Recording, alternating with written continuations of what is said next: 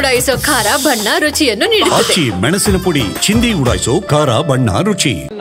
ಕಿಂತ ಮುಂಚೆ state level ಕಮಿಟಿಗಿಂತ ಮುಂಚೆ ನಾವು ಭೇಟಿ ಆಗಿದ್ವಿ, ಈಗಲೂ ಭೇಟಿ ಆಗ್ತಾ ಇದ್ದೀವಿ. ಲಾಸ್ಟ್ ಟೈಮ್ ಬ್ರೇಕ್ ಹಾಕಿದ್ರು ಸರ್, ಸುರ್ಜೇವಾಲ ಸಭೆ ಮಾಡಬೇಡಿ. ಇಲ್ಲ, ಅದು ನೀವು ಅನ್ಕೊಂಡಿರೋದಷ್ಟೇ. ಎಲ್ಲಿ ಬ್ರೇಕ್ ಹಾಕಿದ್ರು ಹೇಳಿ? ನೀವು ಬೇಕಾದ್ರೆ ನಿಮ್ಮಲ್ಲಿ ಆರ್ಕೈವ್ಸ್ ಇರುತ್ತಲ್ಲ, ತೆಗೆದು ನೋಡಿ ಅವಾಗೇನು ಹೇಳಿದ್ದೆ ಇವಾಗೇನು ಹೇಳ್ತಾ ಇದ್ದೀನಿ. ಅವಾಗೂ ಕೂಡ ಸಮಾಜದ ಸಮಸ್ಯೆಗಳ ಬಗ್ಗೆ ಚರ್ಚೆ ಮಾಡಿದ್ವಿ, ಈಗಲೂ ಕೂಡ ಇದೆ. ಈಗ ಇಂಟರ್ನಲ್ ರಿಸರ್ವೇಷನ್ ಸಮೀಕ್ಷೆ ನಡೆದಿದೆ, ಮುಂದೆ ಏನು ಹೇಗೆ ಅವೆಲ್ಲ ಚರ್ಚೆ ಮಾಡಬೇಕಲ್ಲ. ಅದು ನಾವು ಜನಪ್ರತಿನಿಧಿಗಳಾಗಿ ನಾವು ಚರ್ಚೆ ಮಾಡಿಲ್ಲ ಅಂದರೆ ಇನ್ಯಾರು ಮಾಡಬೇಕು? ಆಮೇಲೆ ಅದಕ್ಕೆ ಕರಿಬೇಕಾಗಿರೋದು ನಮ್ಮ ಸೀನಿಯರ್ ಲೀಡರ್ಸು, ಮುನಿಯಪ್ಪ ಸಾಹೇಬ್ರು ಇರ್ಬೋದು, ಪರಮೇಶ್ವರ್ ಸಾಹೇಬ್ರು ಇರ್ಬೋದು, ಮಹೋದಯಪ್ಪ ಸಾಹೇಬ್ರು ಇರ್ಬೋದು. ಎಲ್ಲಿ ಹೇಳಿದ್ದಾರೆ ತೋರಿಸ್ಬಿಡಿ. ವಿಜಯಪುರದಲ್ಲಿ ನೀವೇ ಪ್ರಸಾರ ಮಾಡಿರೋದು.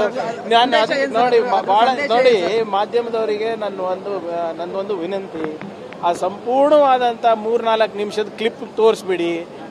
ಭಾಳ ಸ್ಪಷ್ಟವಾಗಿ ಖರ್ಗೆ ಸಾಹೇಬ್ರು ಹೇಳಿರೋದು, ಅವಾಗ ದುಡ್ದಿದ್ದೆ, ಅವಾಗ ಆಗಿಲ್ಲ.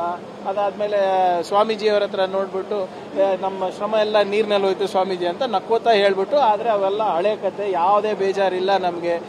ಒಬ್ಬ ಸಾಮಾನ್ಯ ಬ್ಲಾಕ್ ಅಧ್ಯಕ್ಷರಿಂದ ಇವತ್ತು AICC ಅಧ್ಯಕ್ಷ ಸ್ಥಾನ ಮಾಡಿ ಮುಖ್ಯಮಂತ್ರಿಗಳ ಆಯ್ಕೆ ಮಾಡುವ ಶಕ್ತಿ ನಮ್ಮ ಜನರು ಕೊಟ್ಟಿದ್ದಾರೆ. ಇದಕ್ಕಿಂತ ಸೌಭಾಗ್ಯ ಇಲ್ಲ ಅಂತ ಹೇಳಿ, ಎಲ್ಲಿ CM ಅಂತ ಹೇಳೇ ಇಲ್ಲ, ಪದನೇ ಬಳಕೆ ಮಾಡಿಲ್ಲ ಭಾಷಣದಲ್ಲಿ.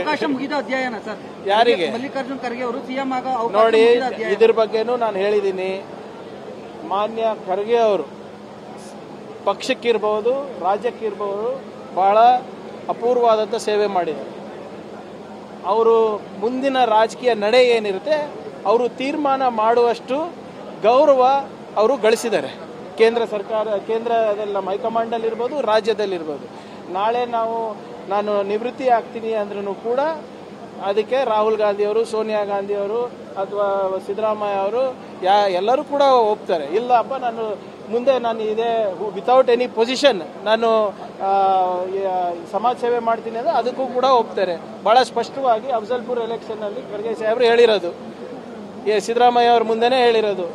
ಏನಂತ ಹೇಳಿದ್ದಾರೆ ಅಲ್ಲಿ, ನಾನು ಈ ಪ್ರಸ್ತುತ ವಾತಾವರಣದಲ್ಲಿ ರಾಜಕೀಯ ನಿವೃತ್ತಿ ತಗೋಬೇಕಾದ್ರೂ ನಮ್ಗೆ ಆಗೋದಿಲ್ಲ. ಯಾಕಂದರೆ ಸಂವಿಧಾನ ಬಗ್ಗೆ ಇವಾಗ ಏನು ಸಂವಿಧಾನದ ವಿರುದ್ಧ ಇವಾಗ ಏನು BJP ಅವರು RSS ಅವರು ಹೋರಾಟ ಮಾಡಿದ್ದಾರೆ, ಎಲ್ಲರೂ ಕೂಡ ಅದಕ್ಕೆ ಎದ್ದು ನಿಲ್ಬೇಕಾಗ್ತದೆ. ಅದಕ್ಕೆ ನನ್ನ ಅಳಿಲು ಸೇವೆ ಕೊನೆ ಉಸಿರು ತನಕ ಇರುತ್ತೆ ಅಂತ, ಯಾವುದೇ ರಾಜಕೀಯ ಹುದ್ದೆ ಇರಲಿ ಬಿಡಲಿ ಅಂತ ಭಾಳ ಸ್ಪಷ್ಟವಾಗಿ ಅವರೇ ಹೇಳಿದ್ದಾರೆ.